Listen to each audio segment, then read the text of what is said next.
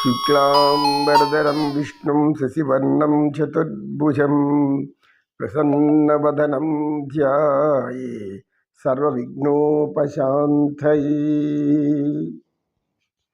ఓం నమో విఘ్నేశ్వరాయ నమః.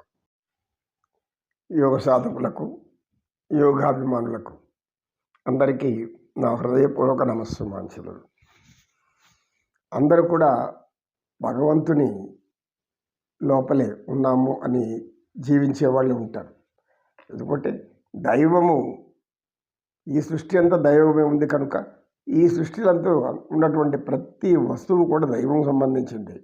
దైవానికి సంబంధించినటువంటి సకల గ్రహాలు కావచ్చు, ఏమైనా కావచ్చు, ఈ భూమి మీద ఉండే సకల జీవరాశులు కూడా దైవానుగ్రహం వల్లే బ్రతుకుతూ ఉంది.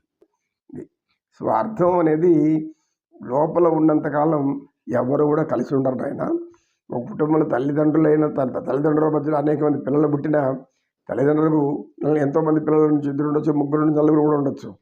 కానీ అందరూ కనుక కారణం ఏమి, వాళ్ళలో స్వార్థం బయలుదేరుతుంది. ఒక తల్లిదండ్రులు పుట్టిన బిడ్డలు ఇలా అక్కడక్కడ ఆలోచించుకుంటూ పోతుంటే ఇంత పెద్ద సమాజంలో, ఇంత పెద్ద దేశంలో ఎన్ని ఆలోచనలు ఉంటాయి. అందరూ మంచి వాళ్ళు ఉంటారా, దుర్మార్గులు ఉంటారా? మంచి వాళ్ళని బట్టి, దుర్మార్గులను బట్టి పరిస్థితులు మారిపోతూ ఉంటుంది. వారి ఆలోచనలను బట్టి ఈ యొక్క సమాజం కూడా మారుతూ ఉంటుంది. మంచివాడు పరిపాలిస్తుంటే మంచి సమాజం ఏర్పడుతుంది, సుఖ సంతోషంతో ఉంటారు. ఎప్పుడైతే దురాశ మానవుల్లో పెరుగుతుందో, మానవుల్లో దురాశ ఎక్కువ పెరిగినప్పుడు ఏమైపోతుంది, రాజులో కూడా దురాశ పెరిగిపోతుంది. యథా రాజ తదా ప్రజ. ఒకప్పుడు, ఇప్పుడు ఇలా కాదు, యథా ప్రజ తదా రాజ. యథా ప్రజ తదా రాజ అంటే ఏమి, ప్రజలు ఆశలకు లోనైనప్పుడు వాళ్ళు ఏం చేస్తారు, ఓహో మనకి ఈ రాజు అయితే మనకు అనేక సౌకర్యాలు కూరుస్తాడు కాబట్టి ఈ రాజు మనం చేసుకోం.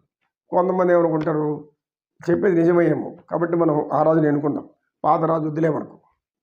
అయ్యా పాత రాజు, పాత పరిపాలకుడు, ఆయన రాజు పెద్ద ఆయన వయసు అయిపోయింది, ఆయన ఏం పరిపాలిస్తాడు మనకు.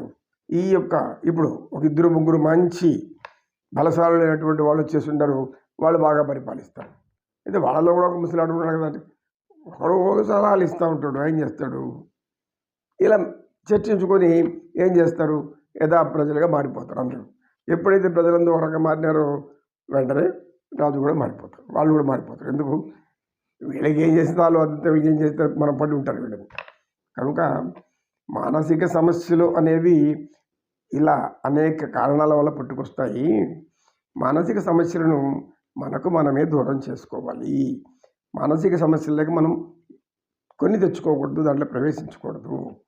ఎవరికి వారు ఆనందంగా కావాలనుకున్నప్పుడు ఆనందం ఎక్కడుందో వెతుక్కోవాలి. కానీ ఆనందం అని పోయి దుఃఖాన్ని కొని తెచ్చుకుంటే ఇట్లాగే ఉంటుంది. కనుక మీరు అడిగిన ప్రశ్నలో జవాబులు మీకే ఉంటుంది. మీరు ఎందుకు అడుగుతున్నారు అంటే, మీరు ఎందుకు ఆ ప్రశ్న వేశారంటే మీ యొక్క గ్రామంలో అందరూ సరిగ్గా లేరు అని. అందరూ ఆనందంగా ఉంటే ఈ ప్రశ్న మీరు వేరు కదా. ప్రశ్న వచ్చిందంటే దానికి వెనకాల కారణం ఉంటుంది కదా. మీ వేసిన ప్రశ్నకు కారణం వెనకాల ఉంది అంటే ఏమి, అది అస్తవ్యస్తంగా ఉంది అని అర్థమైపోయింది. లేదు అక్కడ మీ గ్రామాన్ని పరిపాలించే వ్యక్తి మంచివాడంటే, అందరిని సమానంగా చూసేవాడైతే మీలో ఈ ప్రశ్న రాదు. ఇది నాయన మానసిక సూత్రం, ఇది తెలుసుకో అని చెప్పి సచరిష్ఠుడు.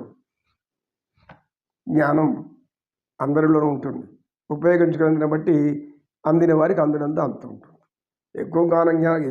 మనకు ఎక్కువ జ్ఞానం కావాలని కూర్చున్నప్పుడు జ్ఞానం వస్తుంది అనంతంగా. నమో కృష్ణ, నమో కృష్ణ.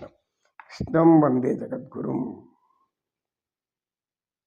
సిరులను గూర్చేసి లక్ష్మీ పూజకు రండి, సిరి సంపదలొసగే ధనలక్ష్మికి సేవలు చేయండి.